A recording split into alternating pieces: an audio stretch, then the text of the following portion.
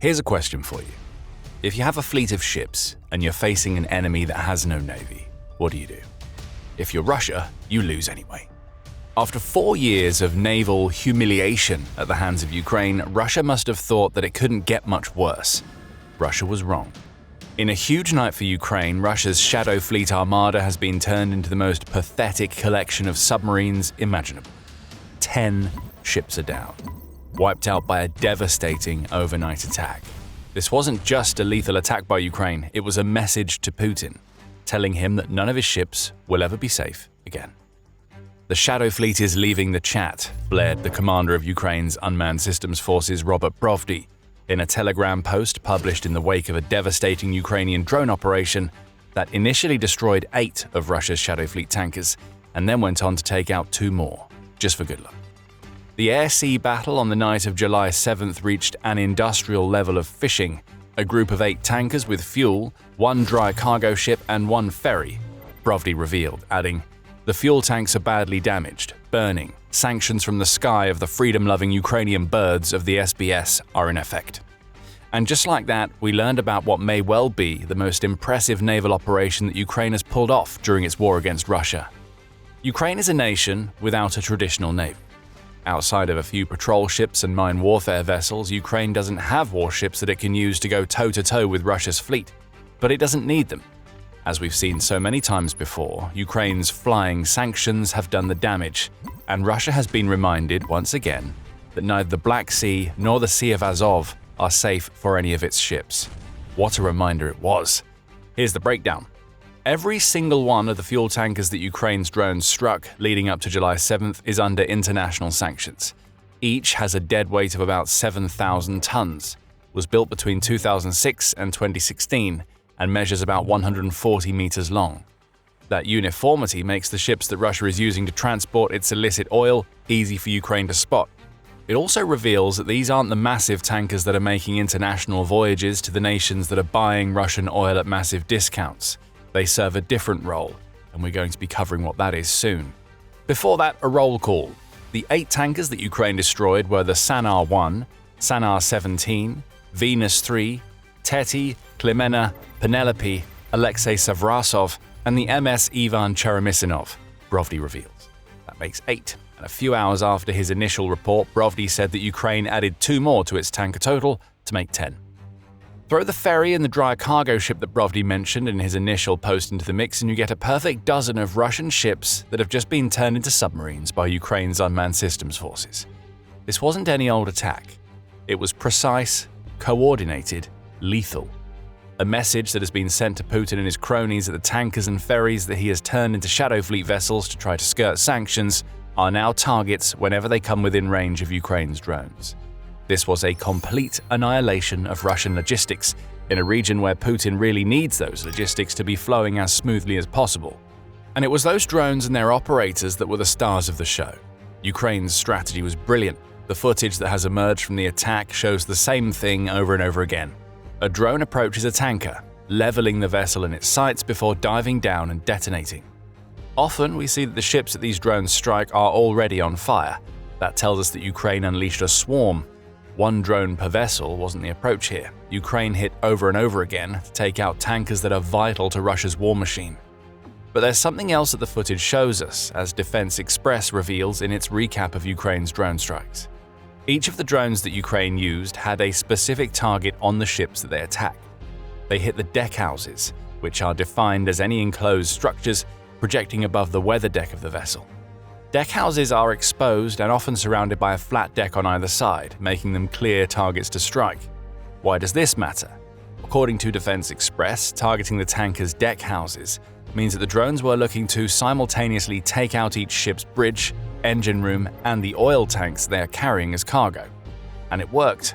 We see that from the flames rising up from so many of the ships that came into the Ukrainian drones' sights. As for the drones that were used, there is some speculation.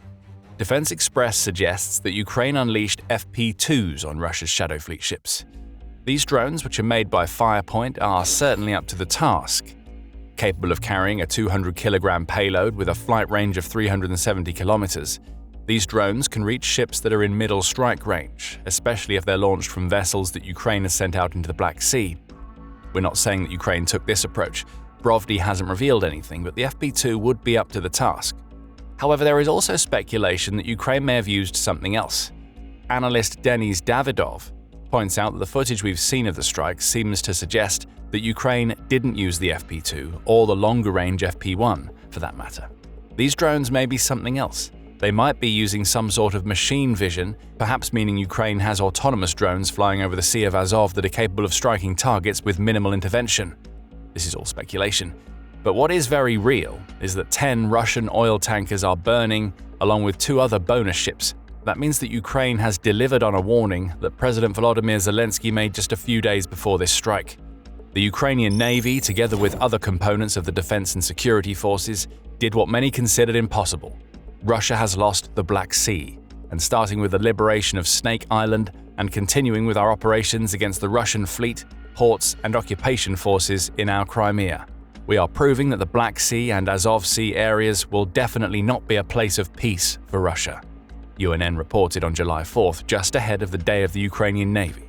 Russia should have listened. Ukraine delivered on that warning just a couple of days later. The situation in the Sea of Azov has escalated. That's a big enough problem for Putin. However, behind this lies another issue. You see, it's not just what Ukraine struck or the fact that every tanker that was destroyed was sailing in the Sea of Azov. It's precisely where these strikes took place that will have Putin trembling and a certain segment of the Russian population looking for an escape route as quickly as possible. But before we get to that, this is a reminder that you are watching The Military Show. We bring you the full picture, not just the headlines. If you want to see more, hit subscribe and ring the notification bell so you're among the first to see our new videos. So, we know that Ukraine's ship-sinking strikes took place in the Sea of Azov. Ukraine also hasn't officially announced the precise location of the strikes. But we don't need that information to come from Ukraine. What matters more than anything about Ukraine's devastating attack is that each of the struck tankers was hit approximately 15 kilometers northeast of the occupied Crimean city of Kerch, and around 4 kilometers away from Cape Crony, which is just off the coast of occupied Crimea. This has been confirmed by NASA's FIRMS fire monitoring service, which has detected the intense flames emanating from the Shadow Fleet ships that Ukraine struck. For added evidence, Defense Express points out that public satellite photos from the European Space Agency, which are dated July 6th, show a large congregation of ships in this very area.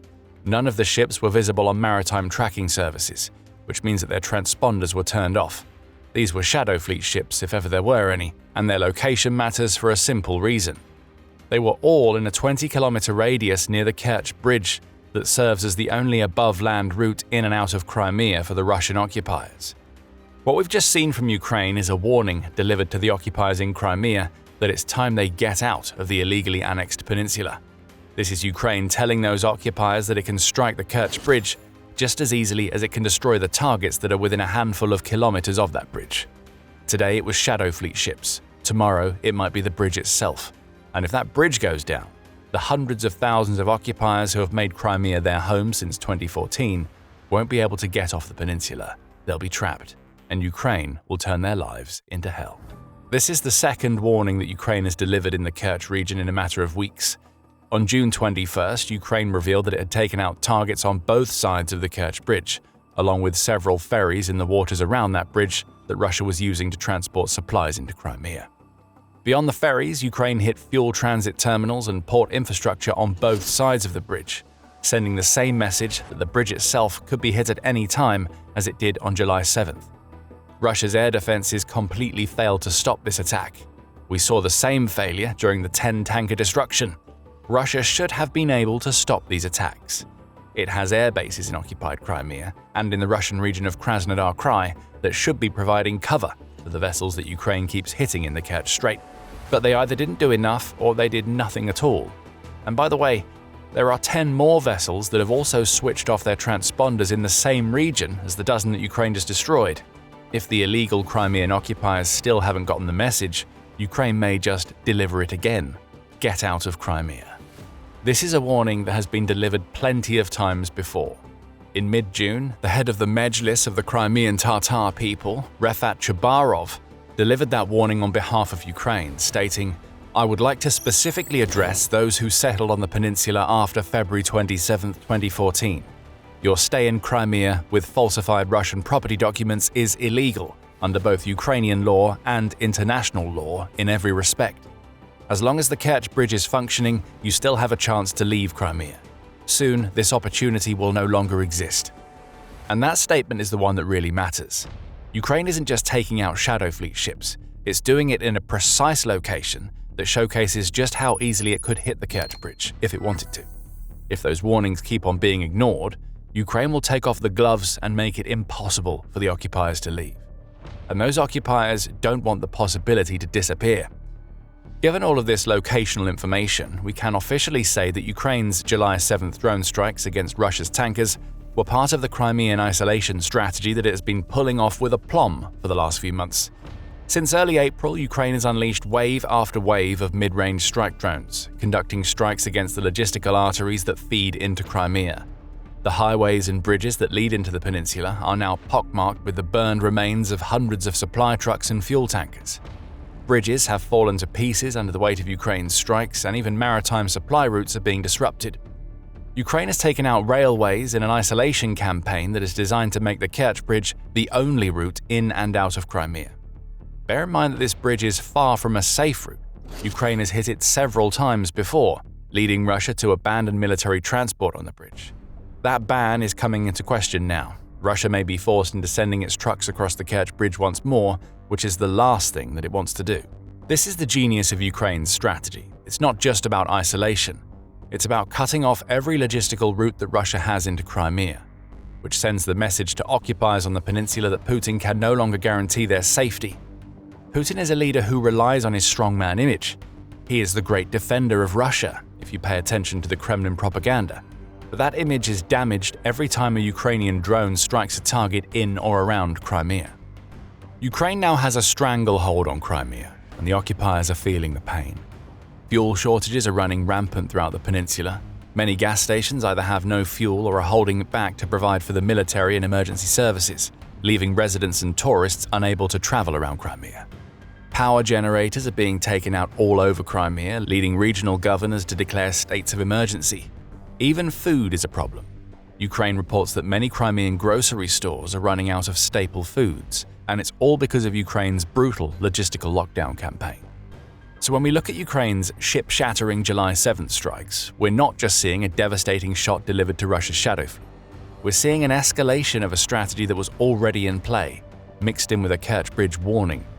These smaller ships were likely delivering fuel to Crimea. They won't be any more. They're on fire. And as if to drive home the point, the tankers and cargo ships that are struck in the Sea of Azov aren't the only targets that Ukraine has hit. On July 6th, the Moscow Times reported that an overnight attack on Crimea itself has led to regional blackouts, with authorities scrambling to reroute power after yet more substations were taken out. It's non-stop destruction. And it's only getting worse as more of Crimea's defenses crumble and Ukraine's drones get stronger. Of course, we can't ignore the other aspect of Ukraine's July 7th strikes, which is that they have delivered a massive blow to the Russian Shadow Fleet. That fleet is a huge problem for Ukraine.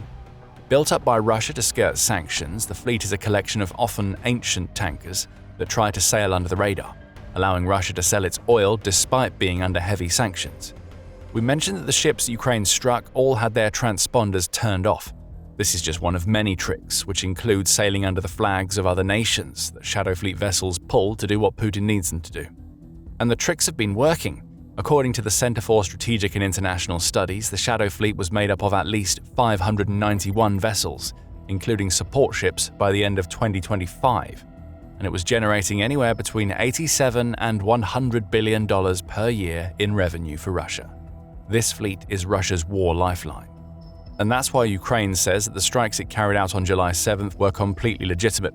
Ukraine's Deputy Prime Minister Alexei Kuleba has already made that case in a letter that he sent to the International Maritime Organization, following a Russian accusation that Ukraine was carrying out terrorist attacks against Russian commercial shipping. The Shadow Fleet is critical to the generation of budget revenues for the Russian Federation and the continuation of its war effort, Kuleba argues, making each sanctioned vessel that Ukraine strikes a legitimate target. On top of that, Putin is one to talk about commercial shipping. Russia has already attacked 59 legitimate Ukrainian merchant vessels, so Putin should pipe down about Ukraine taking out sanctioned ships that serve Russia's war effort. Now, will Ukraine's July 7th strike make a huge dent in the Shadow Fleet? No. They were perhaps more about the Crimea warning than they were about trying to cost Russia billions of dollars in oil sales. The tankers that Ukraine struck were on the smaller side, though they could still have been used to transfer oil from the Black Sea and Sea of Azov to ports outside of the Crimean region, where that oil could be transferred to larger ships. So there's some Shadow Fleet impact. But what's really important here is that Ukraine has struck another blow against Russian fuel. That's Ukraine's entire goal. Make any attempt by Russia to transport oil or fuel a huge risk, no matter where those products are going. And when you pair these ship strikes with Ukraine's constant attacks against Russian oil refining, you get an oil obliteration strategy that has crystallized in 2026. By the midpoint of the year, Ukraine had already carried out almost 200 strikes against Russian refineries. The most impressive of those strikes happened just a day before the attack on the ships in the Sea of Azov, as Ukraine's drones traveled up to 3,000 kilometers in a record-breaking attack against Siberia's Omsk refinery. This is a multifaceted campaign against Russian oil and fuel, and the shortages in Crimea show us that it's working. As for Putin, he's running scared, literally. Just days before a dozen of Russian ships burned in the Sea of Azov, news broke that Putin's multi-million-dollar-plus super yacht had fled to Arctic waters, equipped with anti-drone nets in a desperate attempt to stop the very weapons that have just sunk so many of Russia's fuel tankers. If that doesn't sum up the great protector of Russia, then nothing does. As Crimea faces the biggest threat that it's faced since Russia illegally annexed the peninsula in 2014, Putin is far more concerned about Ukraine potentially targeting his luxurious yacht. That recreational vessel is being shadowed by a Russian destroyer and a salvage and patrol ship as we speak, the Telegraph reports. We'd ask why the tankers in the Sea of Azov didn't have similar protection, but we already know the answer to that one. Ukraine has rendered the Black Sea fleet useless, which is one of the things that made its July 7th attack possible in the first place. So Putin hides in bunkers as his yacht flees Russia. This is your protector, Crimean occupiers, so we'll say it once more for Ukraine. Get out of Crimea while you still can. Some occupiers have already gotten the message and are taking it very seriously. Wait, did we say some? Try thousands. That's how many occupiers were seen trying to flee Crimea via the very bridge that Ukraine has turned into the only route in and out of the peninsula. The panic had already begun before July 7th. Now it's going to be much worse. But if you want to find out more about the great Russian exodus that is already underway, we have the perfect video waiting for you to watch. And if you enjoyed this analysis of Ukraine's latest strike and Russia's Shadow Fleet catastrophe, hit subscribe and remember to click the notification bell to get more of the military show in your feed. And thank you, as always, for watching.